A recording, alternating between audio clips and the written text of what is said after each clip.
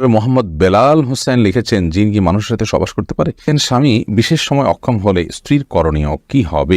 মেয়েদের পেশাবের পরে পানি ব্যবহার করার পরে মোছার জন্য আলাদা কাপড় ব্যবহার করা জরুরি কিনা? রাকিব আপনি লিখেছেন, হস্তমৈথুনে হবু স্ত্রীর হক নষ্ট করা হয় কিনা? আপন দুই বোনকে একত্রে বিয়ে করা যাবে কিনা? ভাঙা প্লেটে খাওয়া যাবে কিনা?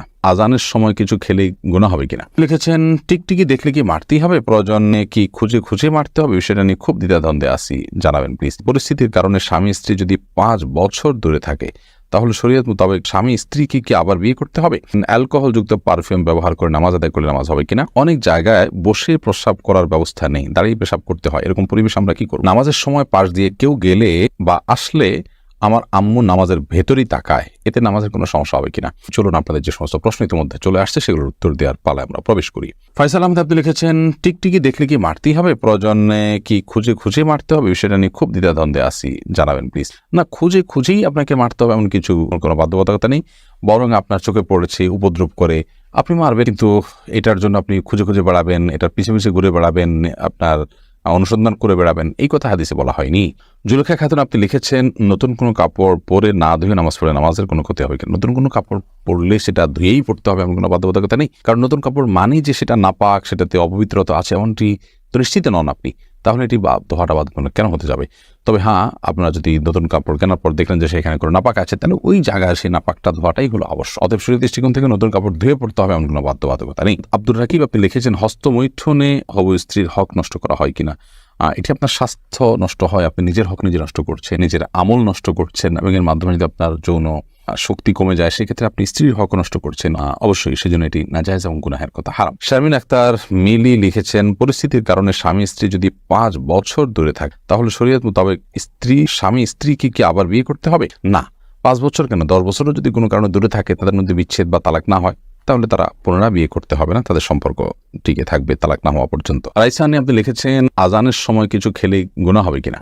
আজানের সময় কোনো কিছু খেলে কোনো গুনাহ হবে না। আমরা অনেকে মনে করি আজানের সময় কিছু খাওয়া পান করা যাবে না, এটা করা যাবে না, ওটা করা যাবে না। আপনি যে কোনো কাজ করতে পারেন, টয়লেটে থাকলে আপনি টয়লেটে কাজও সারতে পারেন। তবে আপনি যখন টয়লেটে নাই, পবিত্র জায়গায় আছেন বা স্বাভাবিক অবস্থা আছেন, তখন আপনি আজান শুনলে আজানের জবাব দেওয়ার চেষ্টা করবেন, এটা হলো মূল কথা। খেতে গেলে খাওয়ার ফাঁকে ফাঁকে আপনি আজানের দেওয়ার চেষ্টা করবেন, কিন্তু আজান হলে কিছু খেতে পারবেন না এমন কোনো কথা নেই। এখানে বিষয় হলো জবাব দেওয়ার চেষ্টা করবেন যদি আপনি পবিত্র জায়গায় থাকেন। নূর কদর এআইডি থেকে লিখেছেন, স্বামী সিগারেট খেলে ওয়াইফের করণীয় কি? ওয়াইফে তাকে বোঝাবেন, যথাসম্ভব নিজে না পারলে অন্য কাউকে দিয়ে বোঝাবেন, আল্লাহর কাছে দোয়া করবেন, তারপর তিনি যদি ফিরে না আসেন একান্ত তার গুনাহ হবে, ওয়াইফ অন্তত দায়মুক্ত হলেন। রোহান আপনি এর দিকে লিখেছেন, শীতের দিনে টাকনুর নিচে কাপড় পরা যাবে কিনা? সর্বাবস্থায় টাকনুর নিচে কাপড় পরা হারাম, বিশেষ করে জামা, জুব্বা, চাদর এবং এ জাতীয় যেগুলো উপর থেকে মানুষ নিচের দিকে যায় আর কি, আর যেগুলো নিচের দিক থেকে উপরের দিকে থাকে এবং নিচ থাকেই টাকনুর নিচে, যেমন মোজা, তারপর এমন কোনো জামা যেটা মোজার সাথে জামার সাথে অ্যাটাচড, আলাদা করে খোলার কিছু নেই, সেগুলো কথা ভিন্ন সব। বাকি শীতের অজুহাতে টাকনুর নিচে পোশাক পরা যায় না, প্রয়োজন মোজা পরিধান করবেন। আরিফ রহমান আপনি লিখেছেন, আপন দুই বোনকে একত্রে বিয়ে করা যাবে কিনা? এই বিষয়ে ইসলামিক বিধানকে সম্পূর্ণ হারাম। আপন দুই বোনকে একসাথে বিয়ে করা যাবে না, এমনকি পৃথক করে বিয়ে করা যাবে না। এক বোন স্ত্রী থাকার সময় অন্য বোনকে বিয়ে করা যাবে না, অর্থাৎ এট এ টাইম দুজন বোন কারোর স্ত্রী হতে পারেন না, এটি হারাম। শুধু এটি নয়, এমন দুজন নারীকে একসাথে স্ত্রী হিসেবে রাখা যাবে না যেই দুজন নারীর একজন পুরুষ হলে আরেকজনের সাথে তাদের নিজেদের বিয়ে জায়েজ হতো না, এরকম সম্পর্কের দুজন নারীকে একসাথে স্ত্রী হিসাবে রাখা জায়েজ নয়। হ্যাঁ, একজনকে বিয়ে করেছেন, তার সাথে বিচ্ছেদ হলো বা তিনি মারা গেলেন, তারপর অন্যজনকে বিয়ে করেছেন, তারপর সেটি জায়েজ আছে। বিলকিস বেগম আপনি লিখেছেন, মেয়েদের পেশাবের পরে পানি ব্যবহার করার পরে মোছার জন্য আলাদা কাপড় ব্যবহার করা জরুরি কিনা? না, আলাদা কাপড় ব্যবহার করা জরুরি না। পানি ব্যবহার করার পরে যদি নাপাক দূর হয়ে গেছে মনে হয়, তাহলে সেটি যথেষ্ট, আলাদা করে কাপড় ব্যবহার করার প্রয়োজন নেই। আশফাকুর রহমান আপনি লিখেছেন, স্মৃতিশক্তি কিভাবে বাড়ানো যায়? আমার তেমন কিছুই মনে থাকে না, একদিকে পড়ি অন্যদিকে ভুলে যাই। আল্লাহ মাফ করুন, যদি এই পরিস্থিতি হয় তাহলে সেক্ষেত্রে প্রথমত গুনাহ এবং অপরাধ এবং পাপের কাজগুলো আপনার পরিহার করে চলা উচিত, বিশেষভাবে যত্ন সহকারে। সেই সাথে আল্লাহ তাআলার কাছে দোয়া করা উচিত স্মৃতিশক্তি বাড়ানোর জন্য। শেখ রোকনুজ্জামান লিখেছেন, অনেক জায়গায় বসে প্রস্রাব করার ব্যবস্থা নেই, দাঁড়িয়ে পেশাব করতে হয়, এরকম পরিবেশ আমরা কি করব? যদি কোনো প্রকার ব্যবস্থা না থাকে এবং দাঁড়িয়ে পেশাব করা ছাড়া নিরুপায় থাকেন, তাহলে আপনি অবশ্যই দাঁড়িয়ে পেশাব সেখানে করতে পারেন, যেহেতু আপনি নিরুপায়। কিন্তু নিয়মিত অভ্যাস বাড়ানো সঠিক নয়, কারণ নবী করিম সাল্লাল্লাহু আলাইহি ওয়াসাল্লাম বসেই সবসময় পেশাব করতেন। তবে বিশেষ একবার তিনি দাঁড়িয়ে পেশাব করেছেন, এবং সেটি কারণ ছিল এমন একটা জায়গায় তিনি গেছেন যেখানে ময়লা আবর্জনা চতুর্দিকে ফেলেছে মানুষ, এবং সেখানে বসার মতো কোনো জায়গা ছিল না, সেজন্য তিনি সেখানে দাঁড়িয়ে পেশাব করেছেন। তন্নি আইডি থেকে আপনি লিখেছেন, নামাজের সময় পাশ দিয়ে কেউ গেলে বা আসলে আমার আম্মু নামাজের ভেতরেই তাকায়, এতে নামাজের কোনো সমস্যা হবে কিনা? না, অবশ্যই তার দিকে তাকানো উচিত নয়, কারণ সালাতরত অবস্থায় কেউ যাচ্ছে তার দিকে আপনি তাকানোটা আপনার সালাতের যে খুশু এবং ক্ষুদ্র তার বরখেলাফ হয়। বাট যেটি করা উচিত সেটি হলো নবী আলাইহিস সালাম বলেছেন, তোমার সালাতের সামনে যদি কেউ যায় তাহলে সেক্ষেত্রে তাকে বাধা দাও। কোনো কোনো বর্ণনা আছে তাকে তার সাথে লড়াই লিপ্ত হয়, কারণ সে শয়তান, কারণ সে তোমার মনোযোগকে নষ্ট করছে, তোমার সালাতের এরিয়ার মধ্যে এসে তোমার দৃষ্টিকে আকর্ষণ করে ফেলছে এবং মনোযোগে ব্যাঘাত সৃষ্টি করছে। এই জন্য তাকে বাধা দিতে বলা হয়েছে। সেই বাধার অংশ হিসাবে এরকম হাত দিয়ে তাকে ইশারা দিয়ে দেওয়া যেতে পারে যদি সে টের না পায়। এর বাইরে তার দিকে তাকিয়ে থাকলে তো কোনো লাভ নাই, বিধায় তাকিয়ে নিজের সালাতের মনোযোগ নষ্ট করার তো কোনো যৌক্তিকতা নেই, বিধায় আপনার আম্মাকে বলতে হবে এই কাজটি করা যাবে না। এবার মিনহাজউদ্দিন লিখেছেন, অ্যালকোহলযুক্ত পারফিউম ব্যবহার করে নামাজ আদায় করলে নামাজ হবে কিনা? জায়েজ হয়ে যাবে, বিশেষ করে যে অ্যালকোহল আমরা ব্যবহার করি, এখানে যে পারফিউম ব্যবহার করি এটা যে অ্যালকোহল থাকে এটা কেমিক্যাল, এটা খাবার মানে যেটা পানীয় অ্যালকোহল মদ সেটা না, এটা কেমিক্যাল মাত্র। তারপরেও সালাতের কিছুটা আগে ব্যবহার করলে বাষ্প হয়ে অ্যালকোহলটা উড়ে যাবে, তারপর সালাতে করবেন, সেটা সবচেয়ে সেফ এবং নিরাপদ। ইচ্ছে ডানা এআইডি থেকে আপনি লিখেছেন, স্বামী বিশেষ সময় অক্ষম হলে স্ত্রীর করণীয় কি হবে? স্বামী যদি অক্ষম হয় পুরোপুরি এবং স্ত্রী যদি তার যে চাহিদা আছে এটি পূরণ না হওয়ার কারণে তিনি গুনাহে এবং পাপে লিপ্ত হয়ে যেতে পারেন এমন আশঙ্কা তৈরি হয়, তাহলে সেক্ষেত্রে অবশ্যই সে স্বামী থেকে তিনি বিচ্ছেদ নেবেন। যদি সেটা চিকিৎসার অযোগ্য হয়, চিকিৎসার যোগ্য হলে সেটার জন্য অবশ্যই তিনি সময় দিবেন, সুযোগ দিবেন, চেষ্টা করবেন নিজে। যদি তারপরও কোনো উপায় না থাকে এবং চিকিৎসার অযোগ্য হয়, তাহলে সেক্ষেত্রে তিনি সেখান থেকে বিচ্ছেদ নিয়ে অবশ্যই অন্যত্র বিয়ের উদ্যোগ গ্রহণ করতে পারেন, শরিয়া সেই অধিকার তাকে দিয়েছে। এরপরে মোহাম্মদ বেলাল হোসেন লিখেছেন, জিন কি মানুষের সাথে সবাস করতে পারে? জিন মানুষের স্ত্রী মিলনে মানুষের সাথে সামিল হতে পারে বলে বর্ণনা থেকে বোঝা যায়। বিশেষ করে যখন বিসমিল্লাহ কেউ পাঠ না করে তখন জিন সেখানে সামিল হয়, খুব ভয়াবহ কথা অবশ্য। তো এই জন্য মুসলমান সব ক্ষেত্রেই, শুধু এটি নয়, আপনার খাওয়া দাওয়াতে জিন সামিল হতে পারে, ঘুমের সময়, বাসা প্রবেশের সময় তার সাথে প্রবেশ করতে পারে। তো এই জন্য বাসা প্রবেশের সময়, খাওয়ার পান করার সময় এবং স্ত্রী মিলনের সময় সমগ্রতে বিসমিল্লাহ বলতে হয়। বিসমিল্লাহ বললে শয়তান আর সেখানে অংশগ্রহণের কোনো সুযোগ পায় না। মেহেদী হাসান মিনহাজ আপনি লিখেছেন, শীতকাল যখন আমরা ওয়াশরুমে মলমূত্র ত্যাগ করি তখন দেখা গেছে ওই মলমূত্রের থেকে জলীয় বাষ্প উপরে ওঠে এবং আমাদের গায়ে লাগে, এক্ষেত্রে করণীয় কি? দরকারি প্রশ্ন। এগুলো গায়ে লাগলে কোনো অসুবিধা নেই, কারণ এটি আপনার শরীর বা কাপড় কোনো কিছুতে মিশে থাকে না এবং শরীর বা কাপড়ে এমনভাবে মিশে না যেটার ফলে এটা নাপাক হয়ে যায় এবং এ নাপাকের দুর্গন্ধ ইত্যাদি আছে, আলামত আছে, এমন কিছু নয়, বিধায় এটি লাগলেও কোনো অসুবিধা হবে না।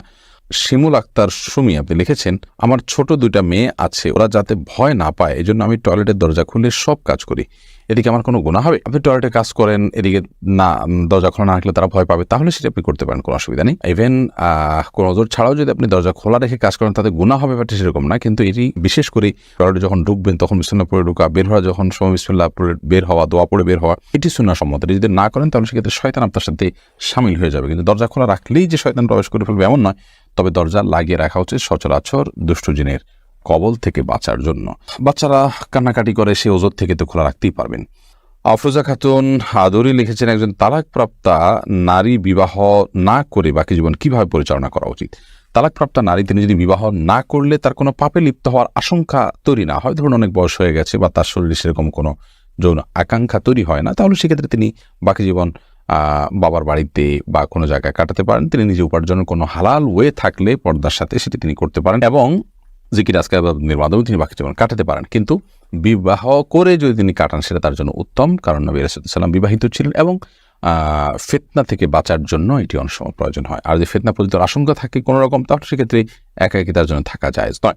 রাসেল ভুঁইয়া আপনি লিখেছেন, কোনো বাচ্চার বিছানায় প্রসব করলে বিছানার চাদর ওয়াশ করা যায়, কিন্তু জাজিম বা তোষকে পেশাব করলে ধোয়া যায় না, এক্ষেত্রে করণীয় কি? যেই সব দ্রব্য, যে সমস্ত জিনিসপত্র, আসবাব ইত্যাদি, এগুলোতে পেশাব লাগার পর সেটা পরিষ্কার করার কোনো বই না, সেটা রোদ ইত্যাদি দিয়ে ওটা আলামত দূর করে ফেলতে হবে। এত বেশি রোদ দিতে হবে, এত বেশি আপনার সেটার দুর্গন্ধ দূরের উদ্যোগ করতে হবে যে সেটাতে নাপাকের কোনো আলামত বা নামলেশ নেই।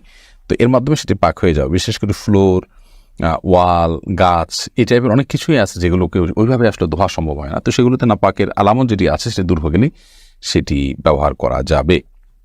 একবার স্ত্রী সবাস করার পর ফ্রেশ না হয়ে আবার মিলিত হলে কি গুনাহ হবে? যাদের অল্প দাড়ি তাদের চাপ দাড়ি উঠানোর জন্য কি ওষুধ ব্যবহার করা যাবে? স্ত্রী মারা গেলে স্বামী গোসল করাতে পারবে, আর কি কি করণীয় আছে স্বামীর জন্য? নারীরা উচ্চ আওয়াজে কোরআন তেলাওয়াত করতে পারবেন কি না? টাক মাথায় চুল লাগানো যাবে কিনা? আমি টয়লেটে থাকা অবস্থায় যদি আজান শুরু হয় তখন কি আজান উত্তর দিতে পারি? খাওয়ার সময় ছেলেদের গোপে পানি বা খাবার লাগলে তাকে হারাম হবে? দাঁত আঁকা বাঁকা সোজা করা যাবে কিনা? যদি শ্বশুর শাশুড়ির সাথে বনিবনা না হয় তাহলে আলাদা থাকলে কি গুনাহ হবে? মহিলারা যদি অজু করা অবস্থায় কোনো পুরুষ দেখে ফেলে তাহলে কি অজু থাকবে? মাঝে মাঝে প্রসাবের পর পিচ্ছিল তরল জাতীয় কিছু গেলে কি শরীর বা কাপড় নাপাক হবে? হাতে তালি দেওয়া কি জায়েজ আছে? অনেকে বলে হারাম। এটা ইসলামের বিধান কি? বাজনা ছাড়া নুপুর পরা যাবে কিনা? কন্যা সন্তানকে কত বছর বয়স পর্যন্ত মায়ের বুকের দুধ পান করা যায়? মেয়েদের কি পশু পাখি জবাই করা জায়েজ আছে? চলি আমরা প্রশ্ন উত্তর দেওয়ার পর্বে। এমনি বাপ্পি জানতে চেয়েছেন, আমি টয়লেটে থাকা অবস্থায় যদি আজান শুরু হয় তখন কি আজান উত্তর দিতে পারি? না ভাই, আপনি অপেক্ষা করবেন, বের হয়ে আজান উত্তর দিয়ে দিবেন। মাহফুজ মুন্না আপনি জানতে চেয়েছেন, খাওয়ার সময় ছেলেদের গোপে পানি বা খাবার লাগলে তাকে হারাম হবে?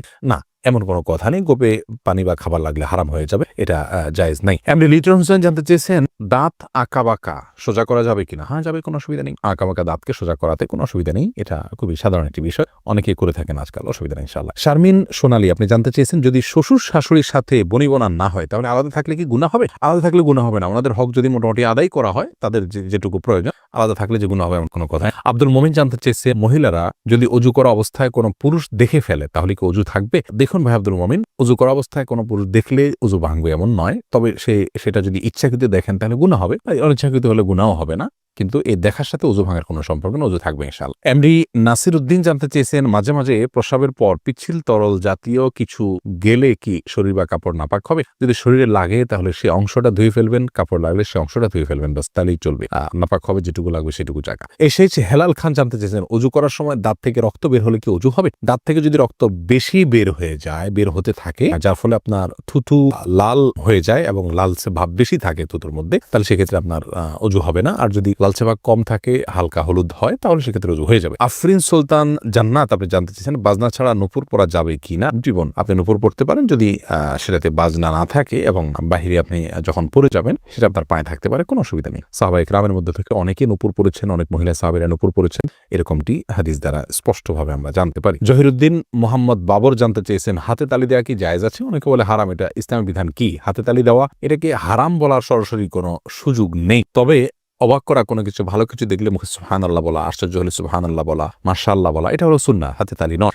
কিন্তু যদি কেউ হাতে তালি দেন তাহলে সেক্ষেত্রে হারাম হয়ে যাবে, এটা মোটেও সঠিক নয়। এম এস আল মাহমুদ জানতে চেয়েছেন, কন্যা সন্তানকে কত বছর বয়স পর্যন্ত মায়ের বুকের দুধ পান করানো যায়? কন্যা এবং ছেলে সন্তান সবার জন্য একই বিধান, 2 বছর পান করাবেন। ইমাম আবু হানিফার মতে তার বেশি পান করানো জায়েজ নাই, অন্যান্য ইমামদের অনেকের মতে জায়েজ আছে, যেহেতু কোনো নিষেধাজ্ঞা নেই, যেহেতু আল্লাহ কোরআন কারিমে হাওলাইনে কামেলাইনি বলেছেন, লিমান ওই আরাদা আন ইউতিম্মা রাদাআহ, যে ব্যক্তি দুধ পান করার সময় পূর্ণাঙ্গতায় পৌঁছাতে পান তিনি 2 বছর করাবেন। আল্লাহ তাআলা পরিষ্কার বলেছেন, এজন্য 2 বছর করানো জায়েজ আছে। আর সায়েন্টিফিকলি বিষয়টা প্রমাণিত যে পরে আর মায়ের বুকের দুধে কোনো উপকারিতা বাচ্চার জন্য থাকে না, এজন্য 2 বছর পান করাবে, ছেলে হোক মেয়ে হোক, যে মানে উভয় ক্ষেত্রে। খালেদা আক্তার জানতে চেয়েছেন, মেয়েরা পর্দা না করলে মা বাবার কবরে কি আযাব হবে? মা বাবার যদি সেখানে কোনো দায় থাকে, ত্রুটি থাকে, তাহলে সেক্ষেত্রে তাদের আযাব হতে পারে, কিন্তু মা বাবা যদি তাদেরকে সঠিক পথের দিশা দিয়ে থাকেন, বুঝিয়ে থাকেন, দায়িত্ব পালন করে থাকেন, তাহলে সেক্ষেত্রে তাদের দায়ভার তারা শুধু সন্তানরাই বহন করবে, মা বাবার কোনো কিছু দায়ভার চাপানো হবে না। আল্লাহ বলেছেন, লা তাযরু ওয়াজরাতুন উযরা উখরা, কারোর দায়ভার অন্য কেউ বহন করবে না। লাইসা আল ইনসানু ইল্লা মা সাআ, প্রত্যেকে যা করবে তারই তিনি দায় নিবেন। তামান্না ইসলাম সেতু আপনি জানতে চেয়েছেন, মেয়েদের কি পশু পাখি জবাই করা জায়েজ আছে? বোন, অবশ্যই জায়েজ আছে। মুরগি, হাঁস, এই জাতীয় পশু পাখি, গরু, এগুলো জবাই করার ক্ষেত্রে অনেক উদাহরণ আমাদের সমাজে আছে। যেমন ভাই বোন দুজন মিলে একসাথে গরু জবাই করতে পারবেন না শেয়ারে। তারপরে আপনার মেয়েরা গরু বা ছাগল বা কোনো পশু জবাই করতে পারবেন না। গোসল ফরজ অবস্থায় গরু ছাগল জবাই করা যাবে না। স্বামী স্ত্রী একজন ধরবেন, একজন জবাই করবেন, এভাবে করা যাবে না। এরকম নানাবিধ কথা আমাদের সমাজে প্রচলিত আছে, এগুলো সবগুলো ভ্রান্ত ধারণা। ছেলেরা যেমন জবাই করতে পারবেন, মেয়েরাও কিন্তু সেভাবে আপনার জবাই করতে পারবেন, কোনো অসুবিধা নেই। জবের যে শর্ত আছে, বিসমিল্লাহ আল্লাহু আকবার বলে জবাই করে ফেলবেন। রবিউল ইসলাম জানতে চেয়েছে, কোনো কিছুতে পা লাগলে সালাম করা কি জায়েজ? না ভাই, কোনো কিছুতে পাও লাগলে সেখানে হাত দিয়ে সালাম করতে হবে। হাত দিয়ে যদি সালাম হয় না, পা শুয়ে এটাকে সম্মান করে কোনো কথা নেই। কিন্তু আমাদের সমাজ যেহেতু পাও লাগাটাকে অসম্মান মনে করা হয়, এটা ওরফ, আর ওরফের একটা এতেবার এবং গ্রহণযোগ্যতা ইসলামী শরীয়তে আছে, যার কারণে কারোর গায়ে পাও লাগলে সেটা লাথি দেওয়ার সাথে কিছুটা সাদৃশ্যপূর্ণ হওয়ার কারণে আমাদের সমাজ এটাকে দোষণীয় মনে করে। আরবেনরা দোষণীয় মনে করে না, তারা জন্য পাওয়া লাগলেও এটাকে কিছু মনে করে না। তো আমাদের সমাজে যদি দোষণীয় মনে করা হয়, সেহেতু যার কাছে যার গায়ে পাওয়া লেগেছে তাকে যদি আপনি একটু টাচ করে আপনি আসলে পাওয়া লাগাতে চাননি, হাত লাগাতে চেয়েছেন অথবা অশ্রদ্ধা করতে চান, এটা বোঝাতে চান, তাহলে সেটা ঠিক আছে।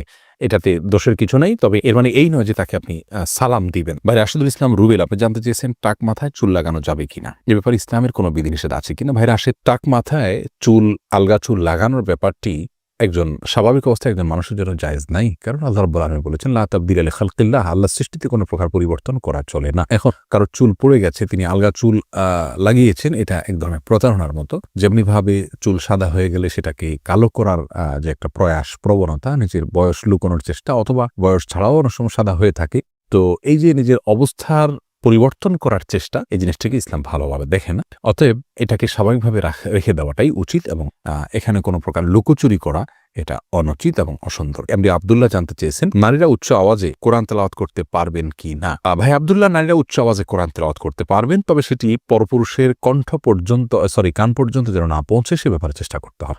নিজের বাসায় করতে পারেন, নিজের ঠিকানায় করতে পারেন। নিজের ঠিকানায় যদি বাসায় যদি দেবর থাকে, অন্য কেউ থাকেন, তাহলে তাদের কান পর্যন্ত যেন আওয়াজটি না যায় সে ব্যাপারে তাকে সচেতন থাকতে হবে। কারণ কোরআন তেলাওয়াতের ক্ষেত্রে কণ্ঠের মধ্যে কোমলতা সৃষ্টি করতে হয়, সৌন্দর্য সৃষ্টি করে তেলাওয়াত করা হলো তেলাওয়াতের আদব। আর সে আদব রক্ষা করতে গিয়ে কিন্তু তিনি কোমল কণ্ঠে, সুন্দর কণ্ঠে পড়তে যাবেন, সেটি পরপুরুষের মনের মধ্যে বাজে চিন্তা আসার কারণ হতে পারে। সেই জায়গা থেকে তিনি জোরে পড়বেন, যদি একাকী থাকেন বা কেউ না শুনে।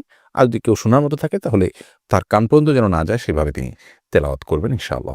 ফাহিম, আপনি জানতে চেয়েছেন স্ত্রী মারা গেলে স্বামী গোসল করাতে পারবে আর কি কি করণীয় আছে স্বামীর জন্য। দেখুন, স্ত্রী মারা গেলে স্বামী গোসল দিতে পারবেন কি না, এই বিষয়টি ওলামায়ে কেরাম এবং ইমামগণের মধ্যে মত পার্থক্য আছে। ইমাম আবু হানিফা রাহিমাহুল্লাহর মত হলো যে স্ত্রী মারা গেলে স্বামী তাকে গোসল দিতে পারবেন না। তার কারণ হলো তিনি মনে করেন মৃত্যুর সঙ্গে সঙ্গে বৈবাহিক সম্পর্কটা আর থাকে না, ছিন্ন হয়ে যায়, যার কারণে তারা মাহরামের মতো হয়ে যান। এখানে অন্য কোনো মেয়েরা গোসল দিবেন।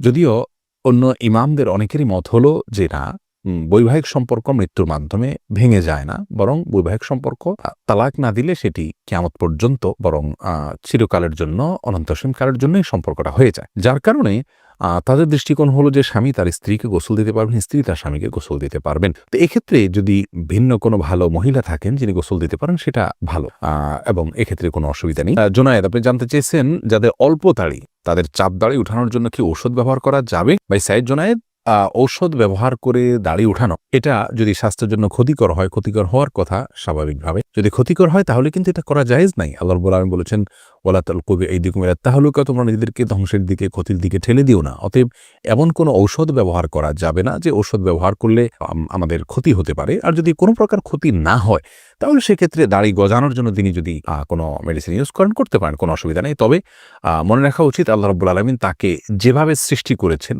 সেটার উপরে সন্তুষ্ট থাকা, এটার মধ্যেই কল্যাণ নিহিত আছে। চাপদাড়ি বা গালভর্তি দাড়ি হলে অনেক সুন্দর দেখা যাবে, সন্দেহ নাই, কিন্তু আল্লাহ রাব্বুল আলামিন আমাকে যেভাবে সৃষ্টি করেছেন, আল্লাহর এই ফয়সালায় সন্তুষ্ট হয়ে যাওয়া, এটার ভেতরেও কিন্তু এক ধরনের তৃপ্তি আছে, এর মধ্যে এক ধরনের শান্তি আছে। এই জন্য এই ধরনের পথগুলো অবলম্বন না করা ভালো। কিন্তু যদি স্বাস্থ্যের জন্য ক্ষতিকর কিছু না হয় তাহলে করতে পারে, কোনো নিষেধাজ্ঞা নেই। আব্দুল হামিদ রিপন জানতে চেয়েছেন একবার স্ত্রী সহবাস করার পর ফ্রেশ না হয়ে আবার মিলিত হলে কি গুনাহ হবে? কোনো গুনাহ হবে না, তবে মাঝে যদি অজু করে নেওয়া যায় তাহলে সেটা সুন্নাত আদায় হবে, আর না করলেও গুনাহ হবে না।